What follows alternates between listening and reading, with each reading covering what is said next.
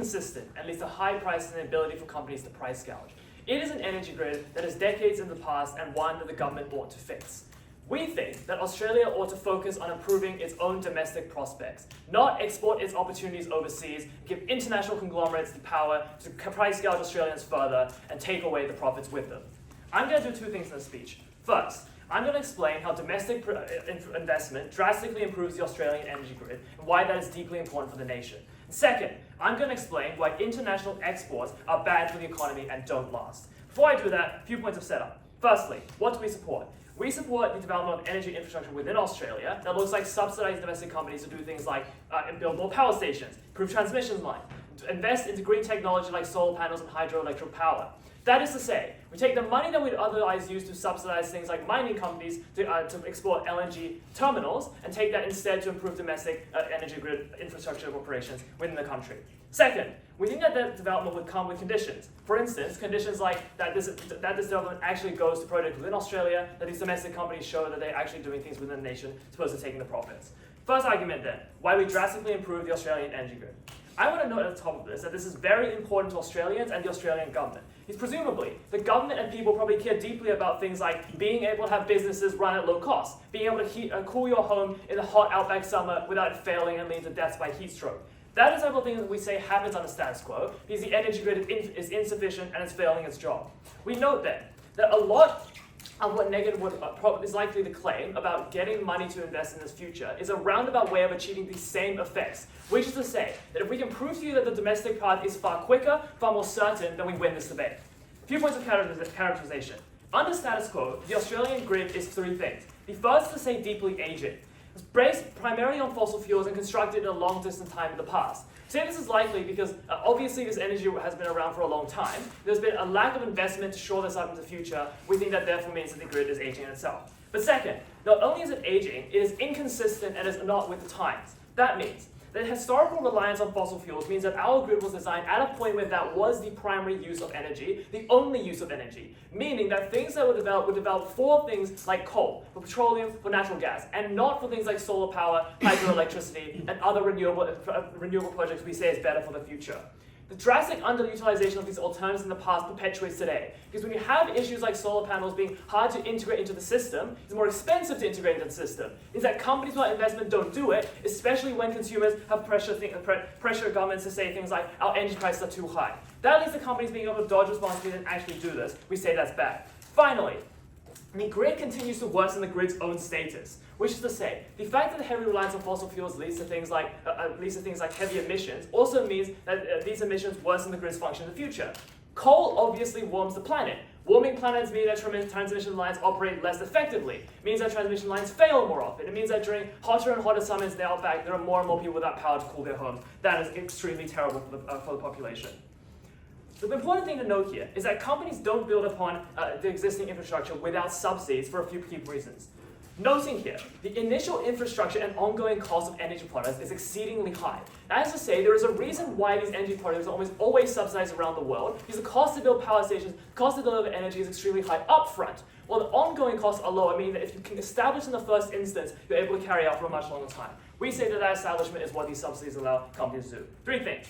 The first is to say that companies only invest when they have long-term support. He said if you're a solar power company who deliver to the outback, you want to have the assured knowledge to know that your systems will be supported, that your down payment essentially on having this large, for instance, solar panel field will be supported by the government in the future. Subsidies do that by signaling to companies that the costs are covered and by introducing other companies to take advantage of the subsidies in the future. But second, you only do this if your future costs are offset, which means companies are okay with taking a certain degree of risk at the start if they think that the government will support them. It means that even if your initial costs are high, with subsidies, there is a guarantee from the government that you're going to be able to recoup a significant portion of those costs later on. Knowing that the grid is currently failing, you take that risk happily as a company, knowing that you'll be supported and you're therefore more likely to invest. But finally, in the status quo, it is easier to just wear out the existing energy grid. If you are a power company, it is very expensive for you to do things like speculative investments into renewable energy. It's probably cheaper for you just to wear it out, knowing that the government will eventually cave and help you out because it is such an important thing for the government.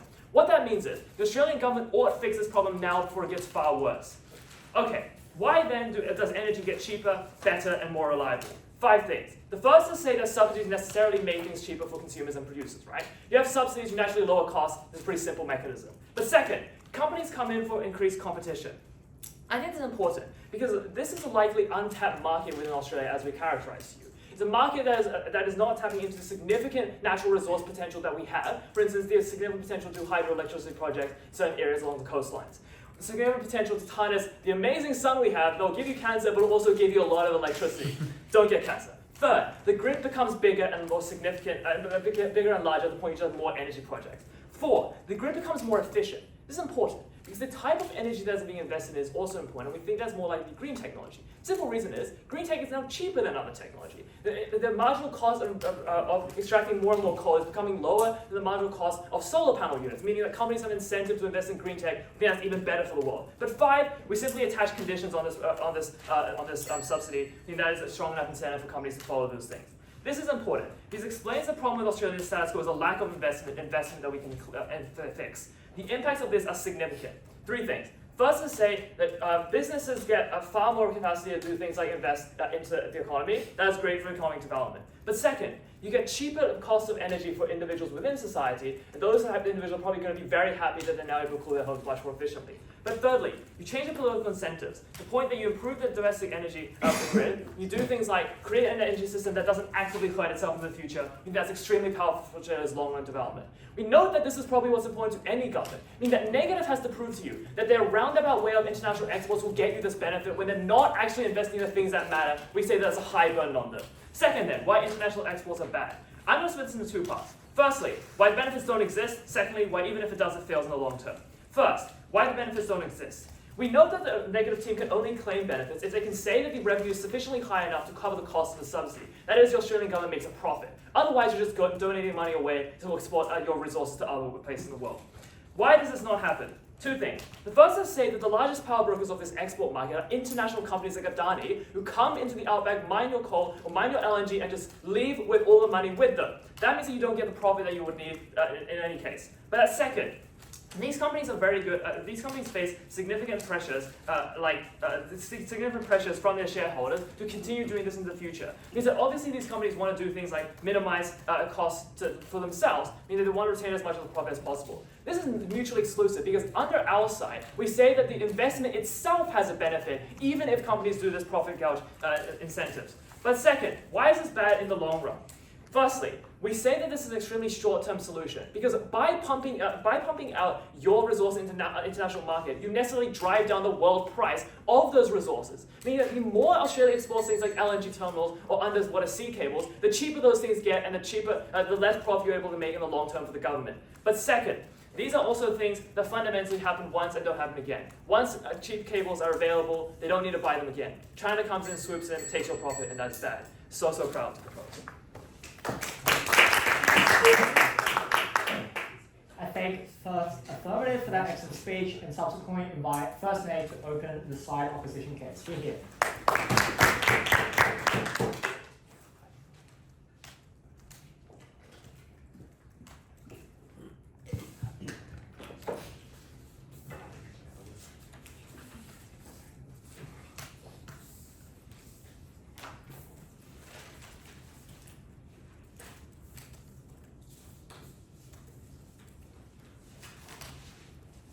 Three things in this speech. Firstly, on setup, then a point on why Australia is uniquely suited to producing for other economies but not its own, and then thirdly, a point on regional stability and soft power within the Asia Pacific.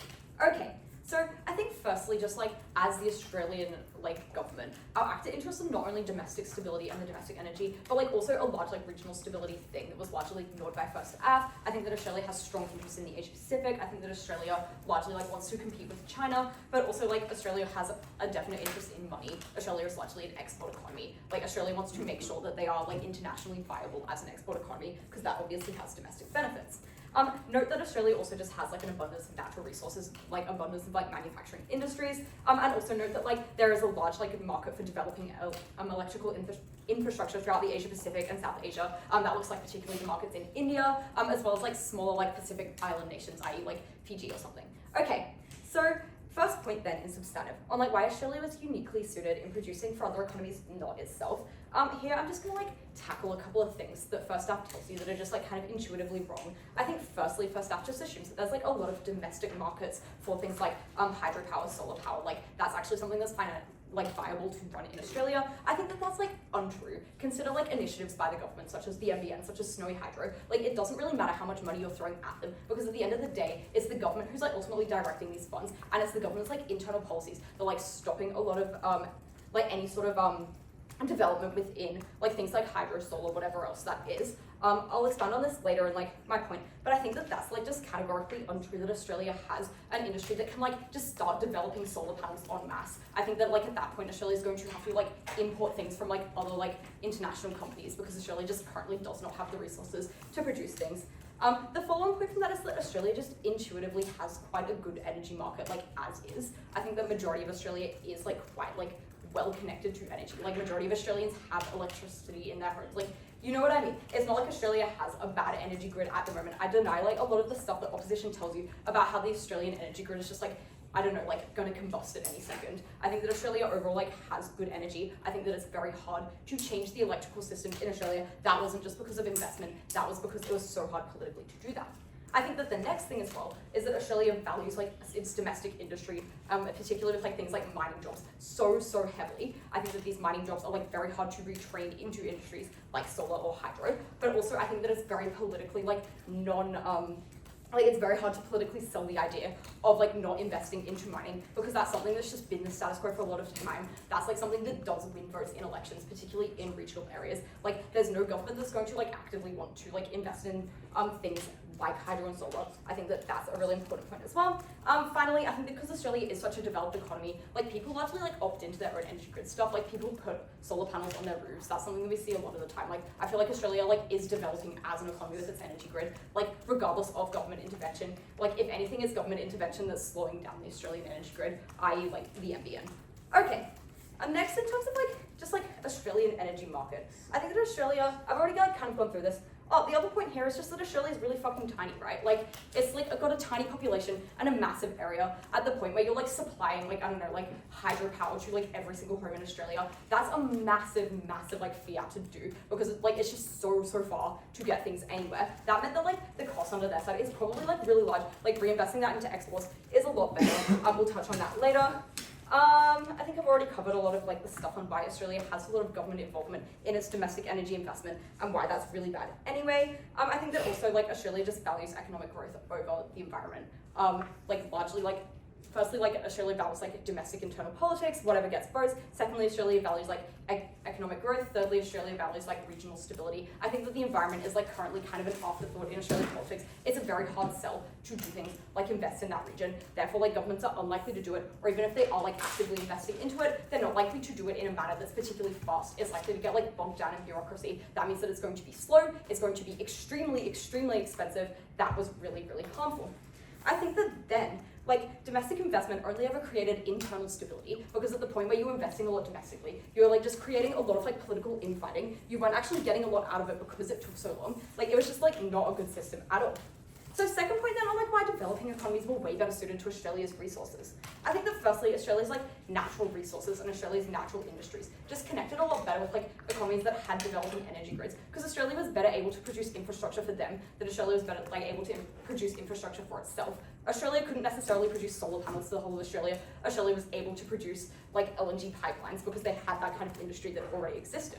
I think that secondly, under this, Australia is an export economy. Australia has well-established trade ties with a lot of these economies that we think that they'd be like exporting to, such as India, such as like Pacific Island nations. I think that thirdly, I've already touched on this a lot, but like Australia has such well-established industries in things like manufacturing. It's like very viable that it would like not take a lot of like work and energy for Australia to like convert a lot of their resources into exporting rather than like industrial stuff. Fourth, I think that there's, like, opposition tries to tell you that it's a short-term market. I think that that's just untrue. I think that there's a large demand, especially for energy things. Like, I'm pointing to India as an example here. Like, India is, like, responsible for, like, the, like, largest growing market in Australian coal exports. But, like, obviously, like, that also combines with, like, a correlation for an increased market in terms of, like, getting energy infrastructure. I think that there's still, like, a large amount of Pacific Island nations who, like, would like very much so like value like energy infrastructure from Australia. I think that that's a large demand. I think that it's only growing as more people are like accessing the internet and accessing electricity. That was really good.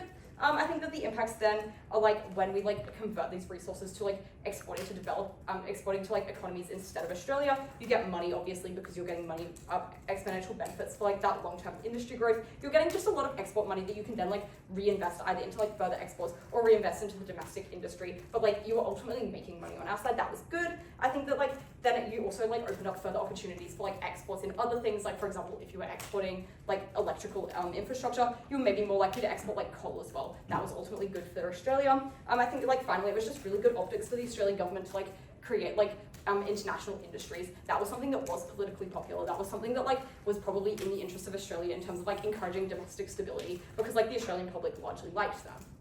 Okay. Second smaller point now on like regional stability. I think that regional stability is a really important point on this debate because like these economies that Australia would be exporting to are largely in the Asia Pacific. I think that like China-American influence in the Asia Pacific is like very big, and Australia wants to assert itself as its like your own like kind of unique power, but also like not necessarily bent to like China.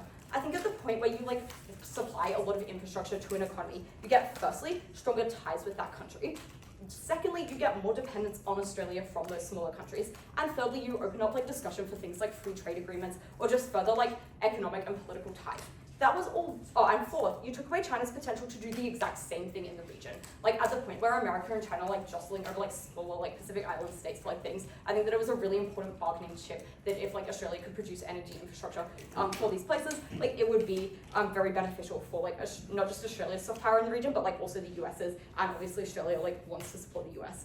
I think that like at the end of this, Australia just got a lot of benefits by promoting overall regional stability. They gained better ties with the US. They like limited China's influence in the region, which was really important. I think that regional stability should be heavily weighed in this debate because like it's something that was very domestically popular. It posed a significant long-term threat in the region, but it also posed like long-term job opportunities. That was really, really good. For all of these reasons, they're so proud to the game.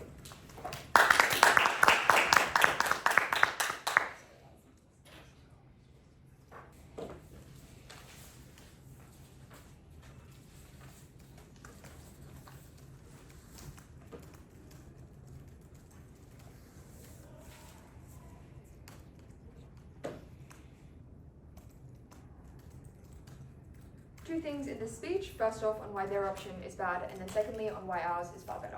First off, on the electronic grid then. The main things that they tell us here are that it is old, that it promotes a reliance on fossil fuels, and it is very hard to make certain changes. I think the first thing I will note is, even if it is bad sometimes, and I will note that the sorts of problems that they talk about are kind of existing in every single country. I think they just are the natural pitfalls of living in a relatively large country where natural weather events do happen. Same thing happens in the US, but we're all relatively fine, so I think it's okay for a couple more years at least. But the other thing I will also note as well is I think it is incredibly complex to fix this, and this is the reason why it is going to be incredibly expensive. The reasons why, first off, I think that what they're essentially suggesting is a complete overhaul of the entire system to try and achieve the benefits that they want. Obviously incredibly expensive, obviously we can use that money elsewhere, but the second thing to note as well is they just need so many different parts and to contract so many different countries and are reliant on all of these actors acting well. I would suggest that their economic incentives will push them not to. But the final thing to note as well is Australia uniquely is unsuited to this sort of thing, or at least it is incredibly hard to do this work in Australia.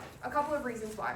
The first is to note what we told you at first, that is to say we are in a massive landmass where the population is spread incredibly far across. That means things like transporting energy are really important, but it is really hard to actually afford all of those sorts of things. You need to lay massive numbers of lines. You need to have really good batteries, all of which the technology for is still incredibly hypothetical. The second thing as well is there are incredibly harsh weather conditions across various areas of Australia, and those are exactly the sorts of things that make this sort of infrastructure incredibly difficult to do, but obviously also there are lots of diverse environments as well, meaning that you need lots of different types of technology, lots of different parts to make this actually work. The second thing that they then tell us is that this subsidy is necessary for two reasons. The first is to say that companies only invest with long-term support from the government. I think the key thing to note as well is presumably we can also do this to some extent. That is to say, maybe it is instead better for all of the reasons that I've told you earlier on as to why this is so incredibly expensive if you want to do it the way that they suggest. Then you can just do specific regions and you can just pick specific towns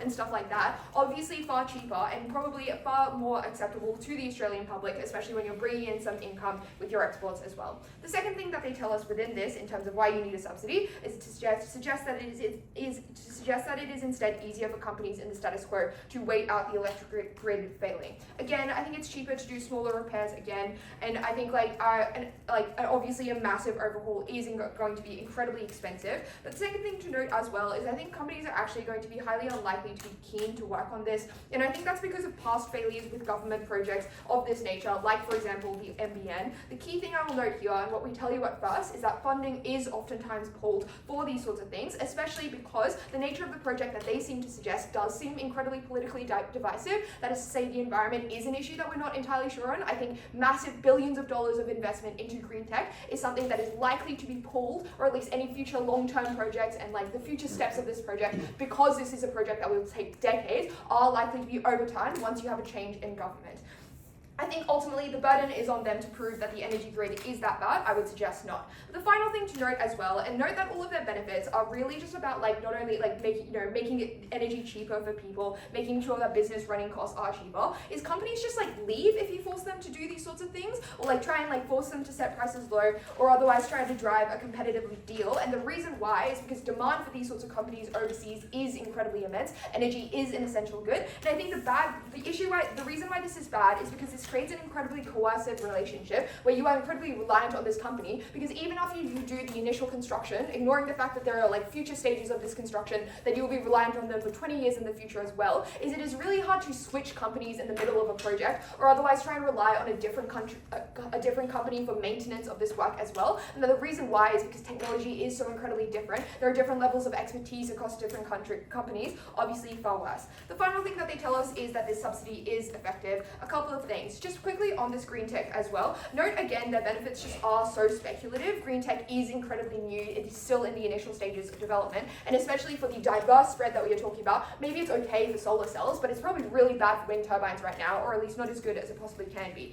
For example, lithium batteries just are incredibly shit as well, and that's a reason why exporting green energy is incredibly hard. And I think this shows why their progress is not likely to be as fast as they talk about. It is likely to be slow because we are reliant on technology that does not exist yet. So, final thing to note again, and I think they recognize this, we can eventually get this, but it's better because we do it with income that is made from export. So I think what this means is that it's a far bigger sum of money. We can actually get the sorts of repairs that they talk about. In fact, I think in order to get all of the economic benefits that they want to talk about, and I think the vast majority of their benefits are actually economic and not energy related whatsoever, they must prove that their domestic investment from only the Australian government is as large as the amount of money that India and Brazil and the entirety of Southeast Asia holds and are likely to spend on energy investment going into the future.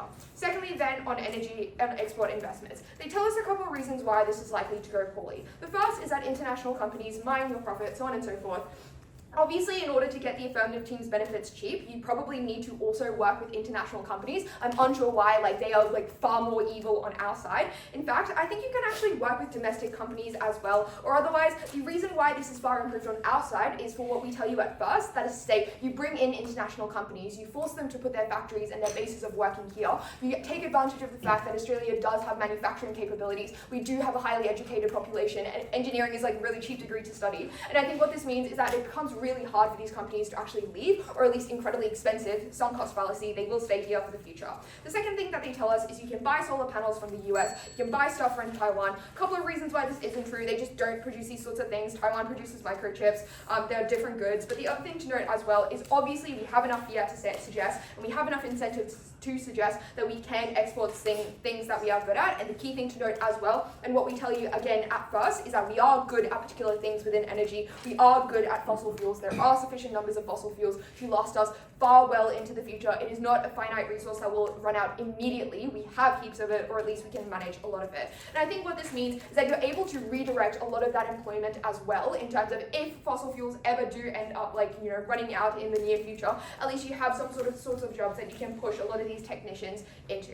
Okay, the other thing that they tell us finally is that you only buy these sorts of things once. Again, so many people in such a massive market, entire countries presumably that need pipes everywhere in their country so people can access energy. I think this is quite a lot of money. But the other thing as well is obviously you continually need to replace these sorts of things. Like look at the reasons that they tell you that the energy grid is like old and bad and we need to replace it. Exact same thing applies to every single energy good that exists. But the final thing as well is I think there's a lot of maintenance work specifically involved with these sorts of things. Like for example, undersea pipelines do require heaps of maintenance work, and for all of the reasons that I tell you earlier on, this is maintenance work that only certain countries, the companies that like sold this are able to do. And I think this is a reason why if you start off in one place, you're likely to be able to expand into maintenance work, you're likely to be able to expand into the upward and downward direction of similar sorts of technologies. This is the reason why this is so incredibly good. For the final minutes of my, half a minute of my speech, what I want to do is just impact the importance of the benefits that we give you. That is to say, we just get heaps and heaps of money and heaps of income into the Australian economy. We build industries that are going to last. We build industries that fulfill a demand that is incredibly large, that is incredibly focused within Southeast Asia or even globally. I think our benefits still apply symmetrically, even if it's not just Southeast Asians that are purchasing this technology. And ultimately, with that amount of money, we're able to far more stably do things like fix energy investments or like fix the electricity grid within Australia. We're able to actually achieve these sorts of things that they want to talk about. So proud to oppose.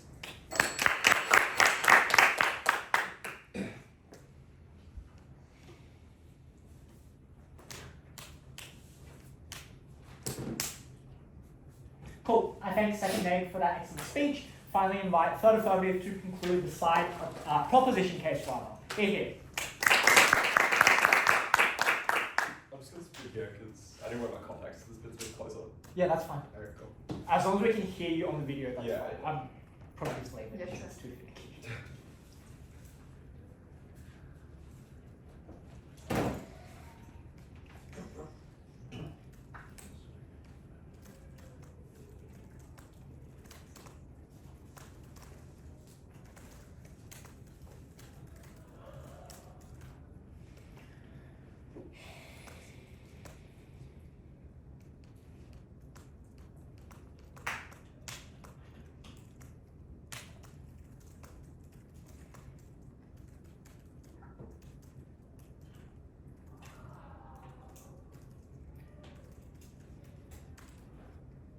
When the grids are down and there's a blackout, prices spike, suicide spike, poverty spikes, and inflation is at its worst. It's not enough for this opposition to say it's an inconvenience for people in the city, because for many people across Australia, it is just the most devastating part. It is the fact that their business ends. It is the fact that they're no longer able to keep open shop and feed themselves, because the biggest cost to them is one that is spiked. This opposition wants to talk about money going to companies, but our side is the one that actually helps people. Because even in this opposition's best case where money goes to companies, it's actually not clear why that benefits your average, everyday, normal person. Whereas our benefit of reducing inflation, reducing the cost of those people, improves their standard of living twice-fold easily.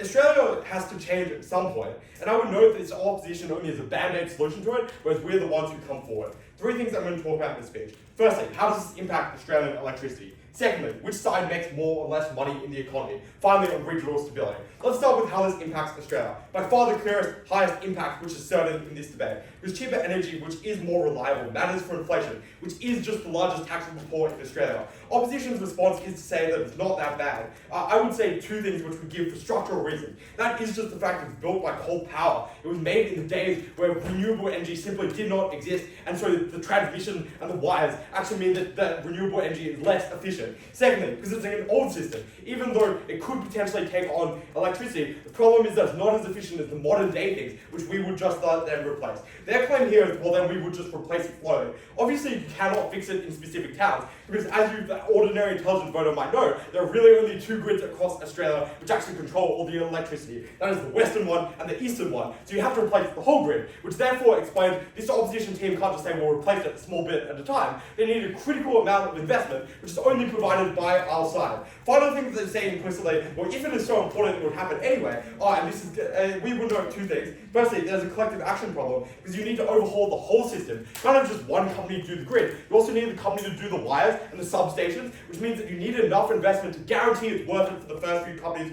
to go in. But secondly, we will note that many of these companies already make a profit. So in many cases, it's better for them to build it. They already make a profit. So there's actually little reason to improve on it unless they know they will get substantial amount of money. And I want to note that the strategy of this opposition team on this issue is one of almost pure mitigation. They say it's expensive, which I would note is the exact reason why we need to have this investment. The fact that it's expensive is why we need to ensure that we are able to bring down the prices for people across Australia, for the people who are taxed by inflation and the cost of it. Final thing I'm going to explain is that even if you believe none of that, never engage with what we explained to you about the conditions, which is to say that when you have leverage over many of these companies, when you give them a subsidy, when you place investment, that is when you're able to best regulate the power, and that is when you're able to regulate these companies. So even if you don't believe any of our competition mechanisms, we can guarantee under our side, you just get cheap energy. And that is the most important thing in this debate for the everyday Australian that this opposition team fails to engage with.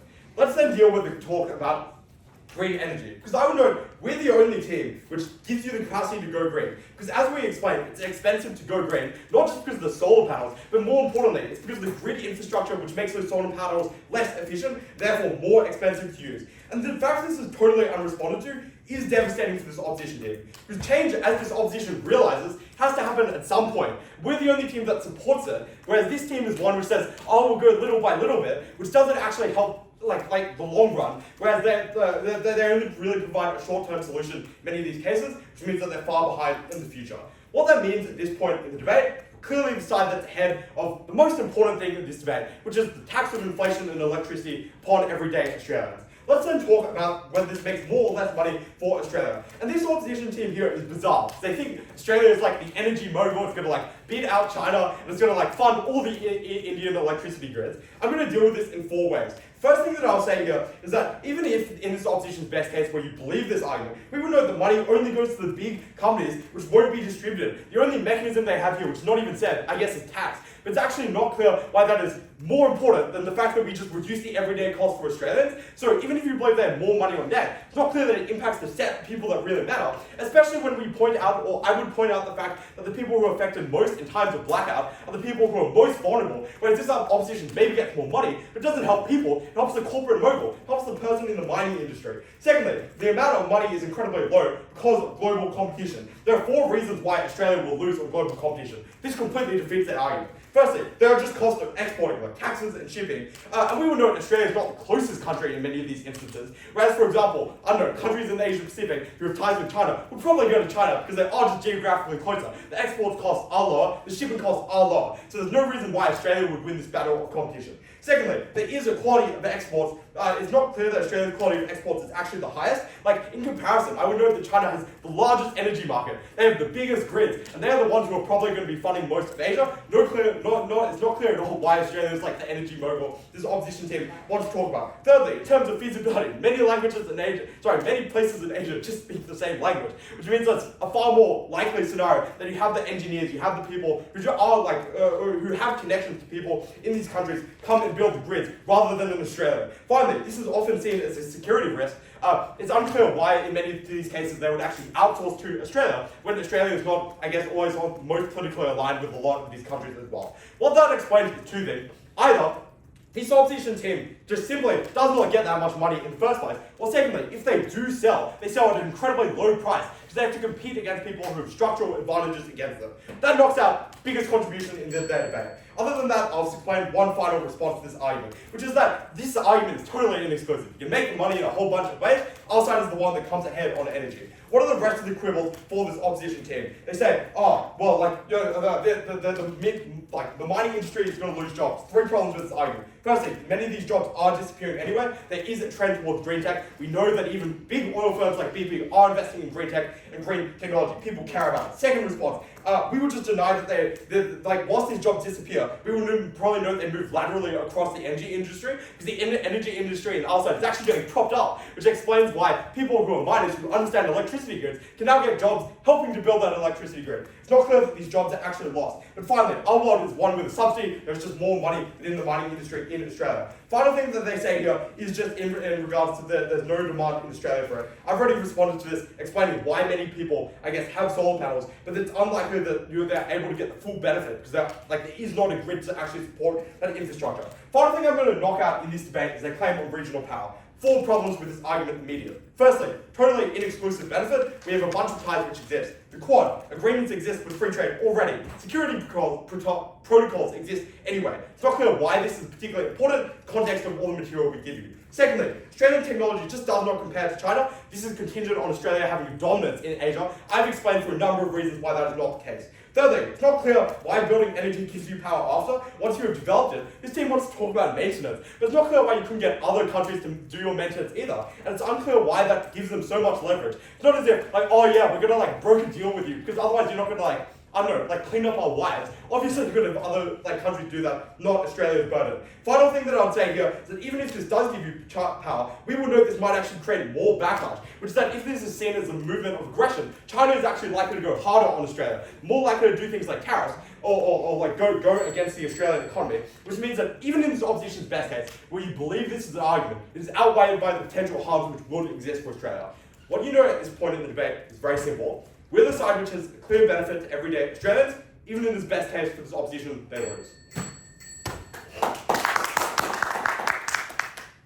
Cool. I thank third affirmative for that excellent speech. Finally, inviting third name to conclude both their case and the debate. Here.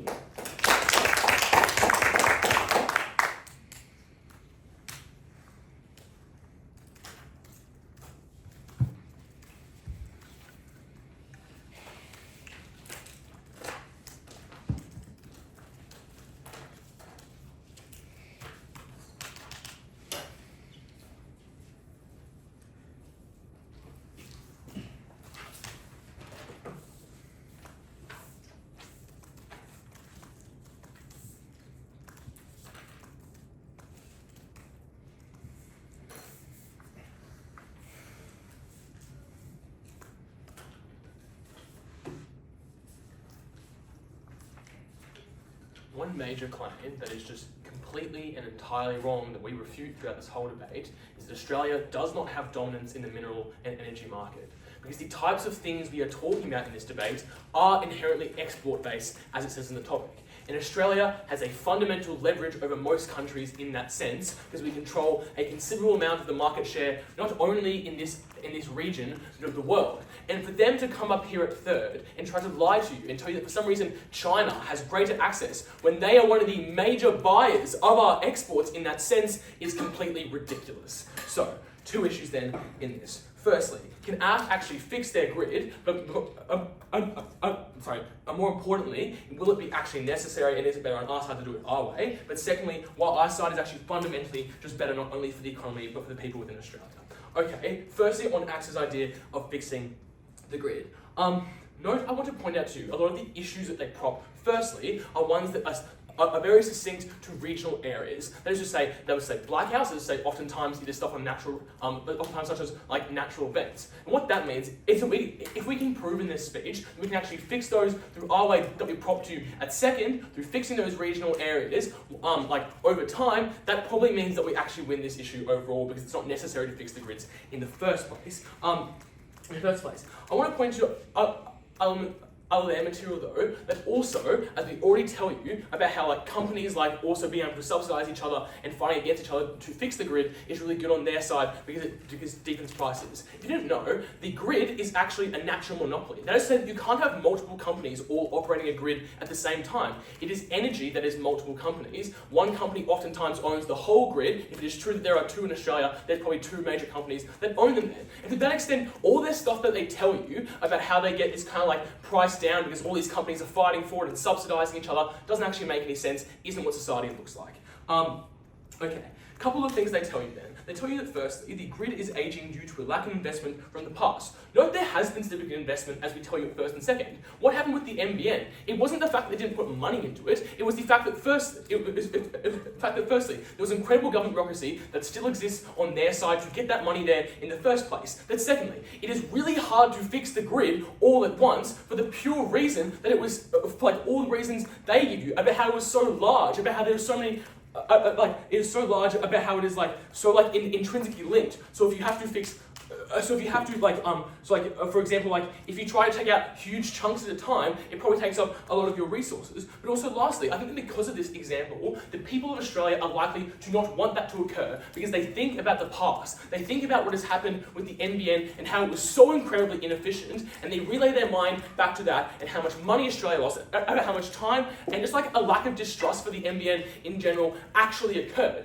And therefore, I do not think it is an issue in Australia that they necessarily care about the grid being fixed in this way in the first place. But more importantly, it is what regional areas care about, not the whole grid entirely. Why can we then actually fix regional areas on our side? Because firstly, obviously there is less of a cost, but also we can actually subsidise those costs by the money that we earn, and I'll prove to you why we earn that money in my second issue. We can subsidise those costs by the money we earn through exporting overseas in that incredibly lucrative market. Note that firstly, we also already have an incredibly amount of market exporting in general. And without this investment, and to that extent, it is unclear why all the material stands about us not getting any money. Because presumably in our society, essentially now, companies still sell that, but for some reason on their side they claim that with more investment and more money to better those processes, we don't actually earn any money from the companies. That doesn't make any sense. Okay, so here's this idea of why we can fix it over time. I think it is incredibly in this debate sad to say that for some reason that we can't say that on their side for some reason they can essentially we can't fix it we can't fix it one by one in areas, but on their side they're going to fix the whole grid somehow, take it out one day, wait a couple weeks, and then put it all back in. Obviously on their side you still have to fix area upon area upon area. It is unclear then why you can't do that on our side, but just prioritise the areas that need it most in regional. So obviously their plan doesn't make any sense to the extent that you can't just take out a grid, put it back in the next day. You have to fix the areas slowly, as we are talking about. But also the reason why we do it better is because we understand that you don't need to fix the city areas to fix the regional areas. The problem with the regional areas is that there's obviously a longer gap to get to them. So I guess if we just put the high fiber optic areas in those areas, it'll be faster to get from the city to the regions, and therefore you don't actually need to fix the city in the first place because they are likely closer to things like the energy in the first place. To that extent, I think it is incredibly unclear in this debate. Firstly, why AF is better at fixing the grid, but secondly, why they have to fix the grid in the second place. We also give you multiple reasons about why the government is unlikely to invest in green tech that they so prop up. Because firstly, green tech is incredibly speculative. It takes significant time to produce to the extent that we've been trying to do it for years upon years upon years, and nothing has really happened. To that extent, likely, if there is a changeover of government to any extent to the LNP, what that means is it's likely to decrease funding. Those projects will just go away. To that extent, I think that because green is so speculative, it doesn't make any sense. It doesn't make any sense. Lastly then, on cheaper, I thought I've already handled this. We are not reliant on a massive project that likely has failures that occur at the exact same time. And we rely on smaller things in smaller pieces of it. What does that mean? Firstly, we didn't actually believe you had to fix the grid in the city areas because all the reasons they gave you were regional specific. But secondly, we thought we could fix the regions. They never proved we couldn't. Okay. Secondly, on this issue about why our side is naturally better, makes money, props up the Australian economy, and people actually like it more. Firstly, what does exports-based investment actually look like? I think throughout this whole case that we've given you, they have missed it because they've made these claims somewhat that for some reason export-based, which inherently means another country or city or something buying stuff from us, will somehow be a one-off investment and a one-off cost for them. That makes no sense because obviously if we improve gas ports, obviously that incentive would be they buy from us more because those gas ports are more efficient, because there's more gas ports to buy from because we're better able to outsource that. That not only decreases the price of gas, but that also means that there's more they can buy from us because we are able to sell it more to them in the first place. But further, I think this idea from their side that, as we've already refuted, that for some reason we are running out of our abundant minerals in this idea, that is just inherently a lie. I think that if you look at statistics, Australia actually has an overabundance currently of it, and that is why currently parties like the Liberals continue to support it, because we have so much of it. But also, it is why countries come to us to buy it, because it is so cheap in the first place. What does that mean then? It means that firstly, the countries will continue to buy it from us when we even make it even cheaper, if you believe what I've told you. But also secondly, there is no reason to believe they will go to other countries like they tell you. The countries they pop up are countries like China and Taiwan. Note that they do not make energy resources. They don't have the natural minerals to do that. You have to actually have that in the earth. I can't just make better technology to get that. But to that extent, they have to come to Australia or they have to go to Chile. And if we actually prop up our industry to make it better than Chile and there's other countries that they're competing against, we become the number one. We become the country that gets the most money out of that. The second claim we get from them then is that you do not get any money from that. Obviously that is untrue because the Australian economy gets money from it already, and presumably if companies are selling it now, they will continue to sell it in the future. So that makes no sense because presumably you will still get money if companies sell it from the new ports than the old ports. I don't understand that point at all. Okay, so therefore, lastly, this is the undone claim that we have about regional power. They tell you that China sees it as against them. China buys coal and gas from us all the time. Unclear why that's true. But secondly, why is regional power really important? Because it means we get better trade deals in other things that also helps our economy and our citizens. That's why we won this debate. Thank you. I'd like to thank Third Name for that excellent speech, inviting both teams to cross the floor and shake hands for what was a lovely debate. We will come and give you the OA and our, explanations after the debate. So we'll spend a few minutes thinking, writing, and we'll talk. Cool, that's recording. Sweet. The entire panel thought that this was a very, very high quality round, so I commend, commendments to all teams, noting that with the chair in the majority, this was a split call going to affirmative. So congratulations to affirmative, commiserations to negative. Very close margin, and split panel. Cool. I don't think there's too much in terms of general feedback, so find me, my panelists, for that, throughout the things. Obviously, I'll flag and mention certain things as I go through this OA. The only other note I want to explain in terms of this OA for other people is that there's going to be a lot of mechs being referenced, but not, analytically explained to the fullest extent, given that there's a lot of stuff going on. I'm going to try to be brief while covering all of the stuff that we credit. There's going to be three things I talk about in this oral adjudication. The first thing is what the actor wants. Secondly, on domestic energy. Thirdly, on external, which is the neg prop. So I think in terms of the actors, there's three things to talk about. Firstly, noting that this is the country, not specifically the government, but obviously the government is likely to be the exclusive mechanism through which this model is enforced. And obviously the most important subsequent consideration there is on individuals in the country as a collective, but not rather on things like companies or on government interests, stuff like that. So what are those interests of these individuals?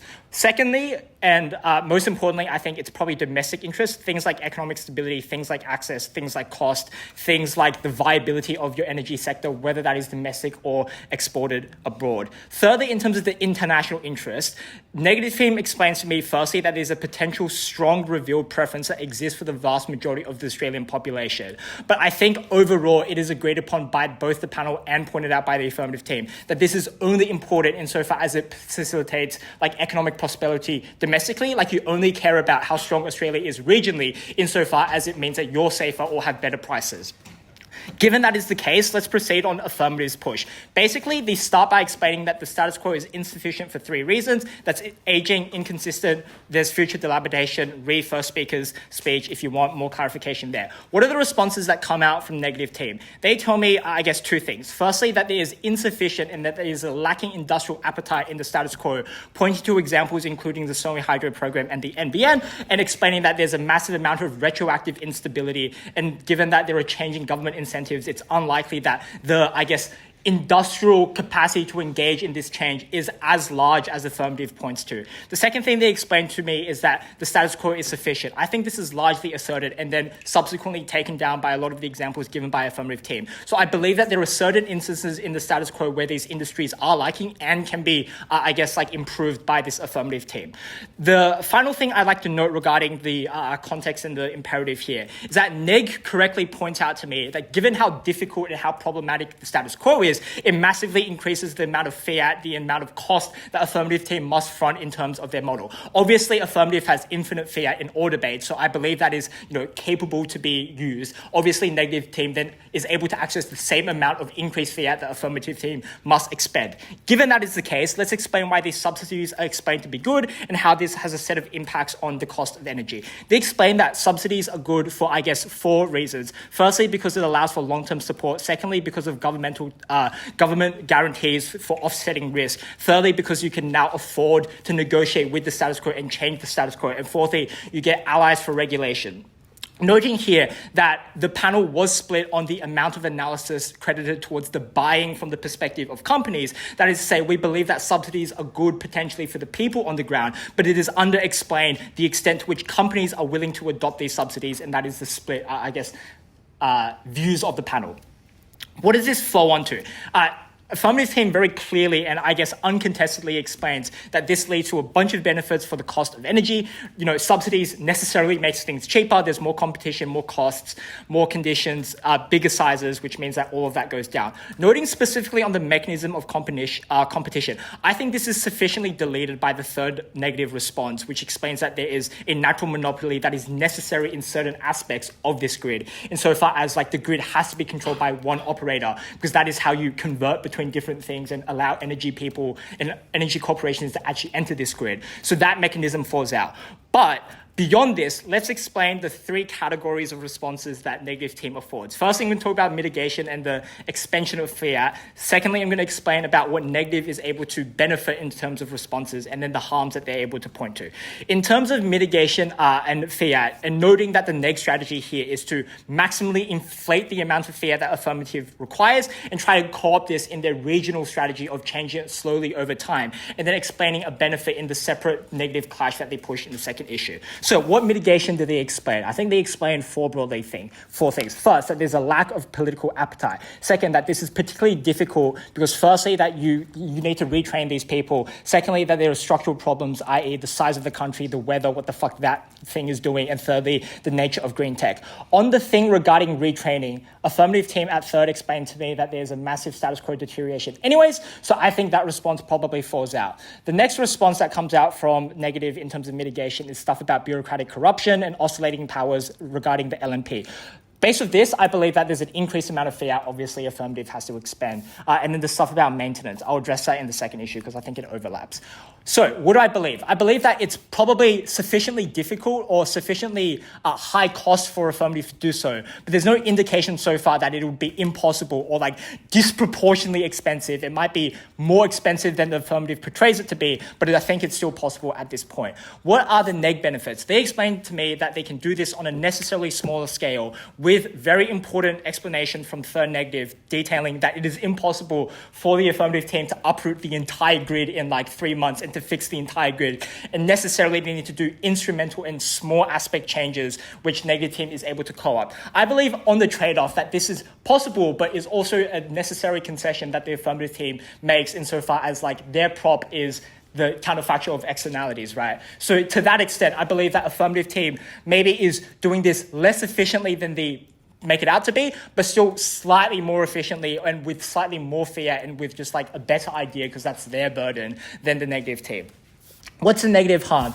Negative harm is essentially that there's a series of explanations that there is insufficient buy-in, which actually increases the likelihood of these projects failing and stuff like that. I don't buy this to the extent that is necessary for the negative team to increase decrease the margin given to Affirmative for the simple reason that this is also just another explanation that increases the fiat required for them and isn't necessarily an explanation for why this leads to a set of harms. It's just unlikely to work as well as the Affirmative team explains. The final thing I would note here is that there's a split on the, degree of domestic capacity in terms of the panel. So approach, all panelists to see our views on this.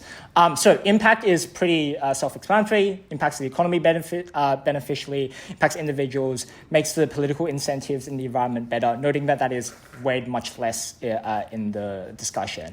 In terms of weighing, I think what I found to be more persuasive and most persuasive from this Affirmative team is twofold. Firstly, that the stability and the directness of these benefits are immediately accessed by the vast majority of populations. And secondly, the strategic observation that this is something that must be done to some extent by the negative team into the future. So it would be more obvious and more efficient to just do it on a larger scale by this Affirmative team. And given that negative team concedes that they will do this to some extent, I think that strategic observation made at first and carried out throughout the Affirmative bench is what allows them to win on this issue. Noting that negative team does concede that this is probably the most significant issue as well. Cool, let's talk about the neg comparative. They basically explained to me that there's a capacity to overcome all of these problems and export this into other industries. Noting that there are things like the Indian market and a miscellaneous set of other markets that can be more effectively utilized if we put more money into the Australian sector.